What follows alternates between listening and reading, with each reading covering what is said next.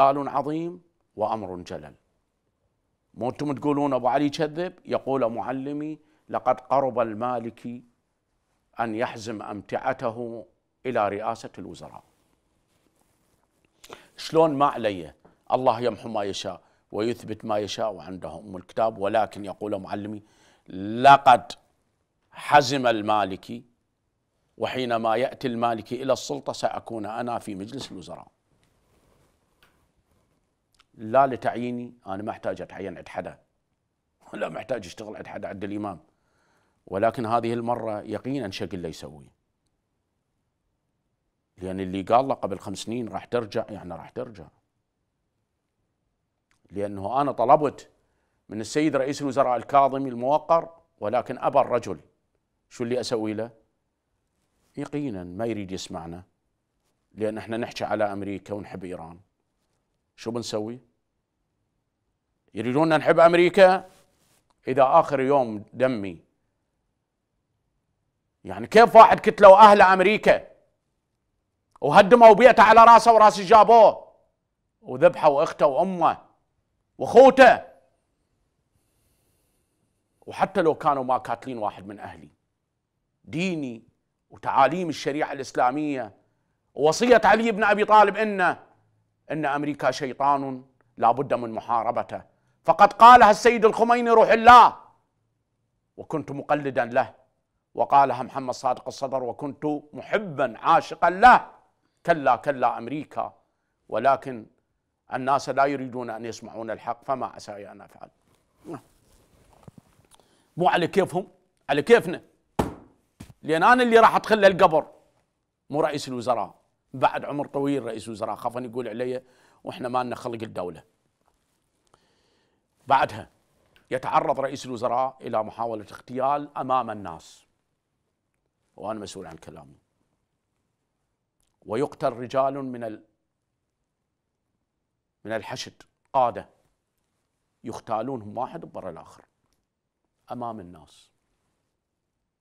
4 قادة ينقتلون من الحشد، قادة يعني قادة بمستوى كبير جدا، يعني بمستوى القيادي، مو أعضاء لجنة أو أعضاء مجلس الشورى، لا لا لا لا لا، أو أبو مالية، أبو أمن، لا، قيادات بمؤامرات باختراق.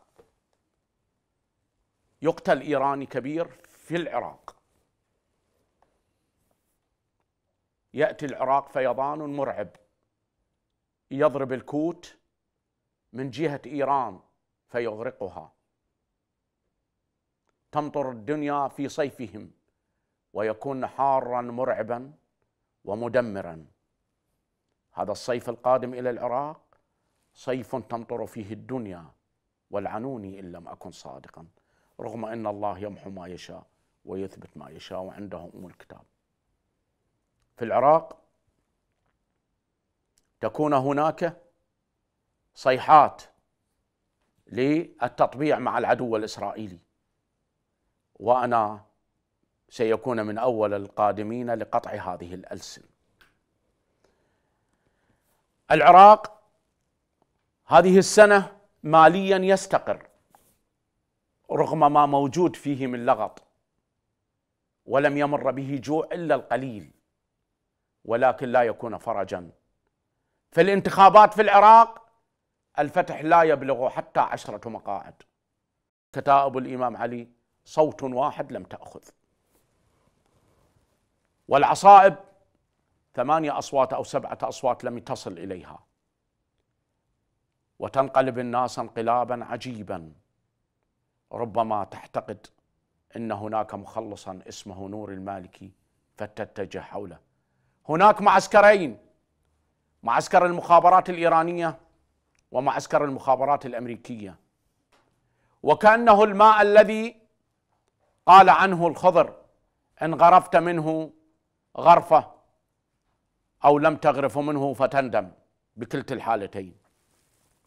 صراع عجيب، من يحتل العراق يحتل العالم، ومن يصل إلى الكوفة يكون زمامه العالم بيده، وليس من يصل إلى واشنطن أو إلى موسكو أو إلى بكين أو إلى طوكيو، قطعا لا، أو إلى الكعبة، بل إلى الكوفة.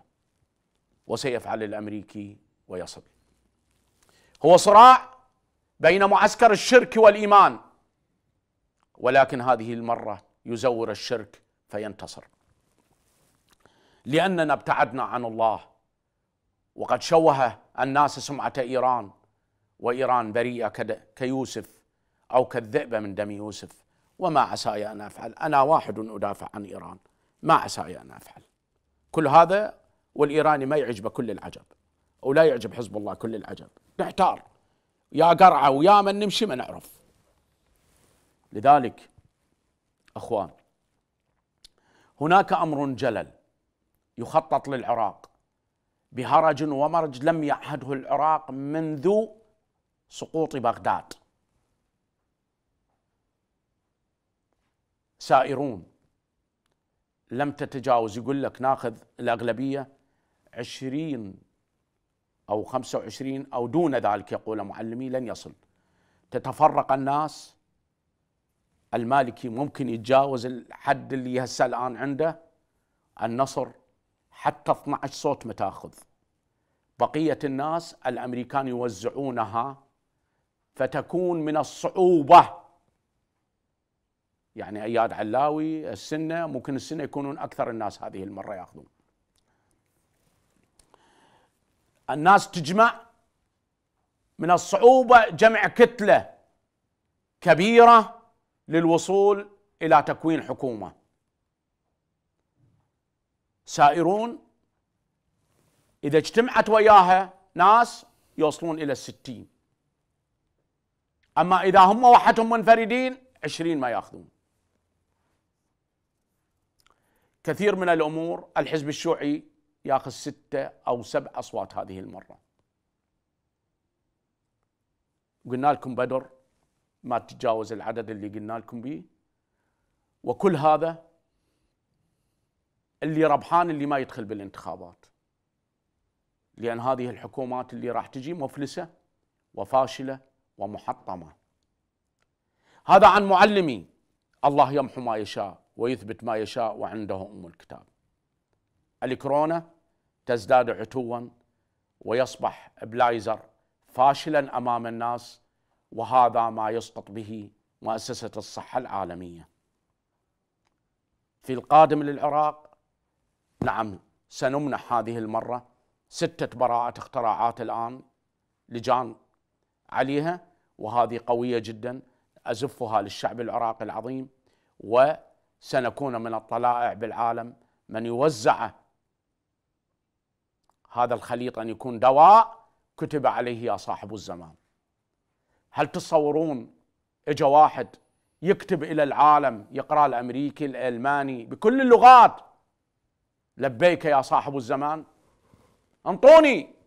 يجي القائد الفلاني يقول لهم أنا القائد، أنا فلان، أنا علان.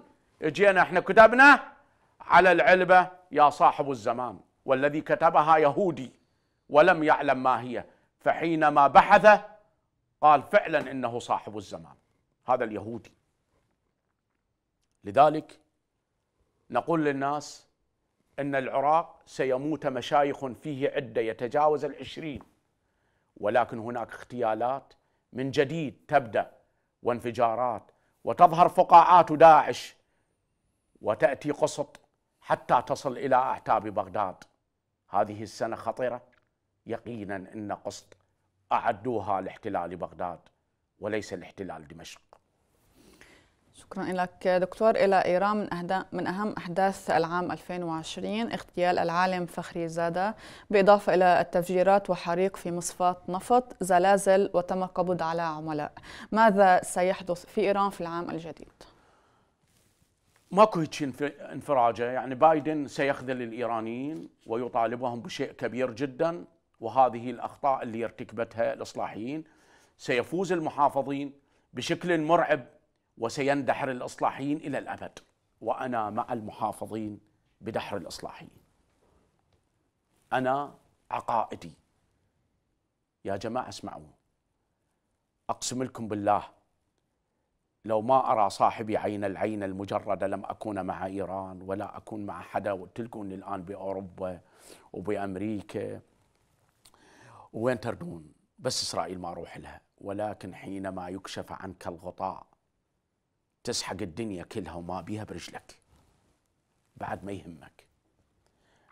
إيران هناك تظاهرات يقودها الإصلاحيين بعد الفشل، وهناك هزات أرضية وهناك انهيار بالعملة الإيرانية أكبر مما فعله ترامب. إيران يعد لها ضربة، يقول معلمي سيقوم الإمام بردها ويجعل أقفال على قلوب اليهود، فلن يستطيعون فعل هذا الشيء قبل رحيل ترامب. ولكن 1% تقصف إيران، فإن قصفت يقول يقسم ظهرها. تسمعوني شو أحكي؟ إيران مقبلة الآن يحضر لها ضربة، هذه الضربة يقودها العدو الإسرائيلي. أمريكا تنطر، يقول معلمي، لأن هناك معاهدة بين العدو الإسرائيلي والعدو الأمريكي. تنطر أمريكا لدخول على خط الحرب، لأن الخليج أعطوا قبل 5 سنوات 200 مليار دولار لبناء تل أبيب وكل المستوطنات التي ستهدم بالصواريخ الإيرانية. أعطوهم إياه لجدة، محضرين الشركات. الآن يحث الإماراتي والسعودي ومن لفهم حتى الروسي على ضرب إيران، لأن بحالة ضرب إيران لا سامح الله العراق لن تقوم له قائمة. مو اكو ناس يحبون تضرب إيران من عقلهم الفاشل. يقول معلمي إن الإمام سيمنعها، ولكن بعالمنا اللي أنا شايف الضربة قائمة، ولكن سيمنعها. يعني إذا الضربة ما صارت مو معناتها التصريحات الإيرانية منعتها، أجلت بأمر الإمام. يعني سيموت علماء بإيران على مستوى العالم، وترجع الاغتيالات ويغتالون قيادات في إيران أكبر من محسن زادة، لأنه حينما يخسرون الإصلاحيين يتحول الخاسر إلى عدو، وحينما يتحول إلى عدو يتحول إلى حاضنة، وحينما يتحول إلى حاضنة يصير عبء لا تستطيع مجاراته، فيتحول مع العدو عدو، وأنت لا تستطيع إلى هذا الكم الهائل أن تحبس أنفاسه.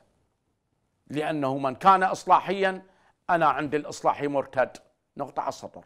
إذا يقول سيد علي الخامنئي مو مرتد، أنا عن معلمي يقول هو مرتد، ومعلمي أعلم. بعدها يقول هناك زلازل وهزات أرضية وانفجارات في نص